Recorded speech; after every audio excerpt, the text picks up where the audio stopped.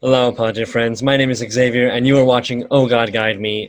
Today's video is going to be a little different because, as you can see, I have no guest.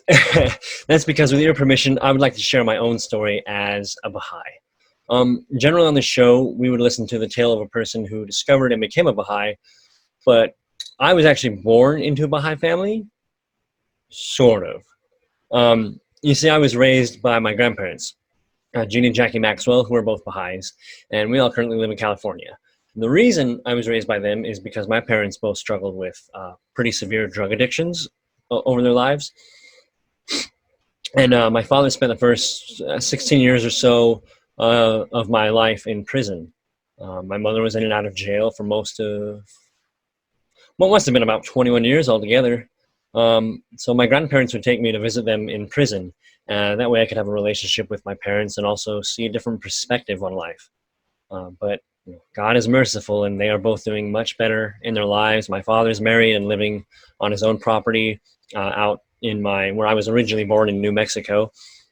And my mother now has her bachelor's and is currently on a course to get her master's in psychology and become a drug counselor for people who suffered drug addiction like she did.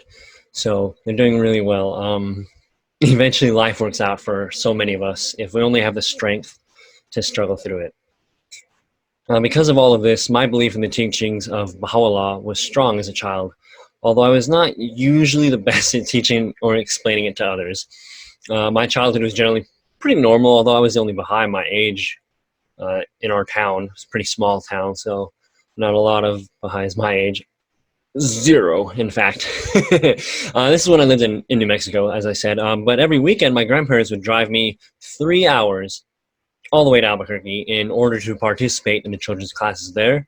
And, you know, what a what a burden that would be, really, honestly, to do that. But they did it. They did it out of their love for me, and I cannot thank them enough for that. And it was a pretty cushy childhood, but it wasn't without struggle. My uncle, my grandparents' son, also struggled with drugs and alcohol, and he lived with us during my childhood in the same house. He would often yell and scream, like in anger, just ranting and raving in the house when he was drunk or coming down off of a drug high after a usage. He would often punch holes in the wall or take a broom and just kind of push it up and punch holes in the roof because he thought there were people in the walls listening to us. So a lot of my childhood actually revolved around whether or not he was having a good day or a bad day. But when I got older, now I see that what a blessing that test was. It was another view on the horrors of drug and alcohol use, and taught me humility and empathy for others in a very large way that I may have missed out on otherwise. But again, God is merciful, and even now, my uncle has been clean for many years. I want to say about six of drugs and alcohol, and he's got a beautiful daughter and is doing really well. So all around good news on that front.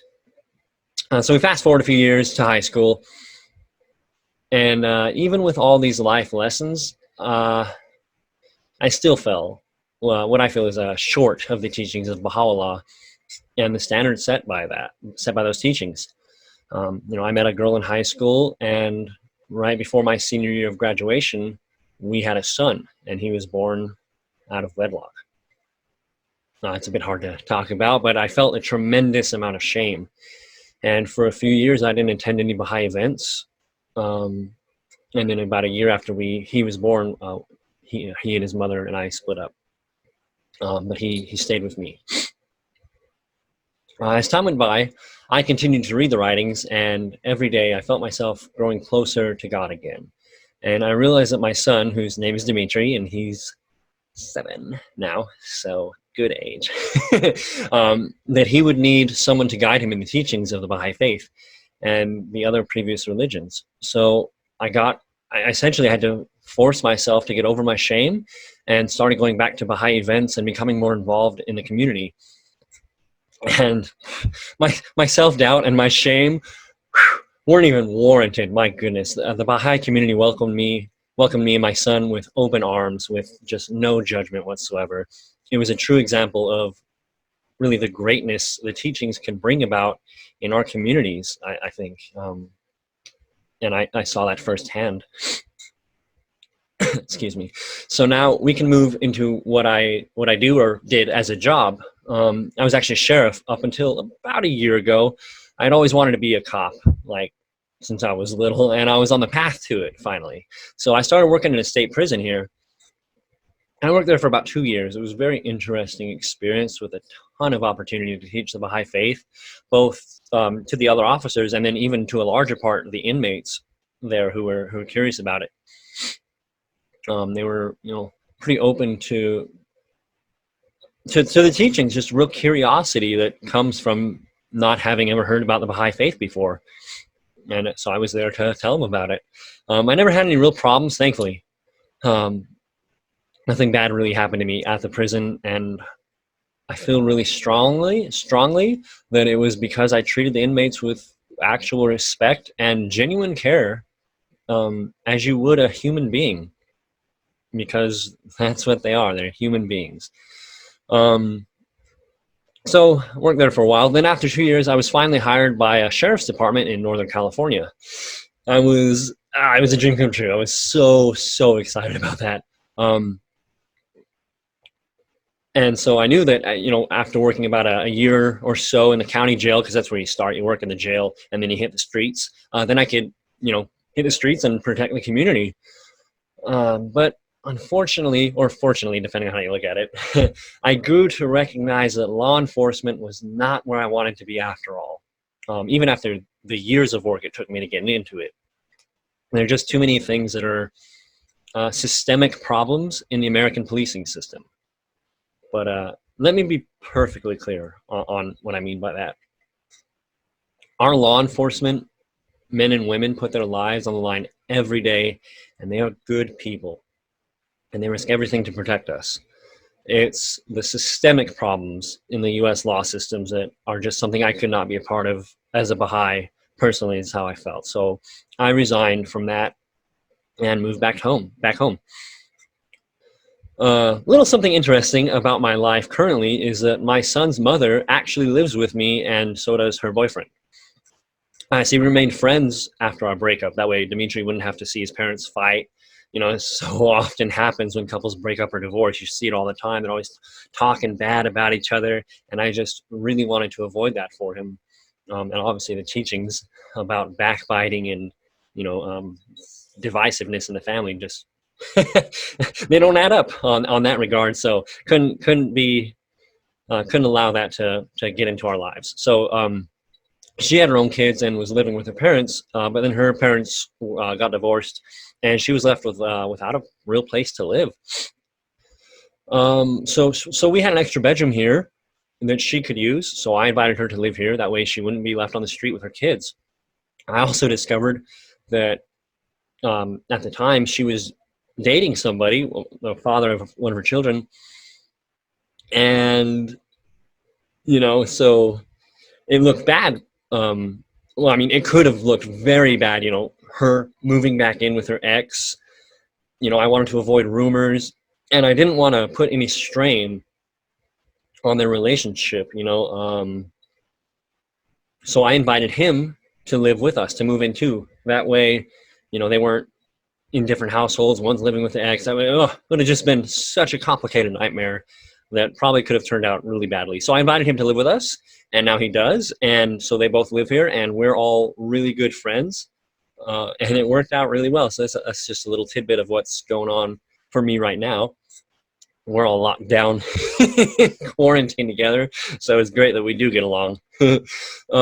Moving on, I had gained enough confidence working from law enforcement to begin the path of achieving another one of my life goals, which I have always wanted to do this, but I never, I'd always wanted to be a police officer, but for me, that was an achievable goal. But another goal that I never thought I could ever accomplish was being an actor. But working in law enforcement gave me that confidence to say, let's go for it. Let's do it. And so when I moved back here, I got accepted into the master chorale to sing with the best singers in Bakersfield, and it's a wonderful program. I really enjoy it. Then at the beginning of this year, oh, well, February-ish, maybe March-ish. No, it's about February. Timelines. I had my first audition, and it was a stage play for the musical The Producers, which I really like that musical. So it was I'm really excited to try out for it. But I was so super nervous. Um, but I nailed it. And I got a principal role. For those of you familiar with the play, I got the part of Carmen Gia. So you know who that is. You can go ahead and have a little chuckle to yourself about that one. But all this has kind of been put on hold because of the pandemic. So hopefully when this is over, I'll be able to pursue acting as a living. And, you know, that's the real hope. And it's one of the reasons I started this series. I wanted to give people the spotlight to tell their stories and teach the faith to those all over the world in this time of, you know, hardship and universal struggle. Is it then possible to be saved from the trials of God? No, verily. There is a great wisdom therein, of which no one is aware save the wise and knowing. Were it not for tests, genuine gold could not be distinguished from the counterfeit. Were it not for tests, the courageous could not be known from the coward. Abdul Baha. And so, you know, that kind of brings me to the end of my story. Sorry I'm so long-winded. But I really hope you enjoyed this video. And I want you to come back for those videos in the future featuring all the beautiful people, you know, the ones we've had so far, and hopefully the numerous, uncountable ones we'll have in the future. And to learn their stories, because they all have stories of their own. Maybe you watching this, if you ever want to contact me about being on the show, I would love that, because I know your story is just as beautiful, but if not more than mine. So thank you so much for your support, and don't forget to like, subscribe, share, and do all the YouTube stuff, and I will see you next time. Thank you again. Allah Apah.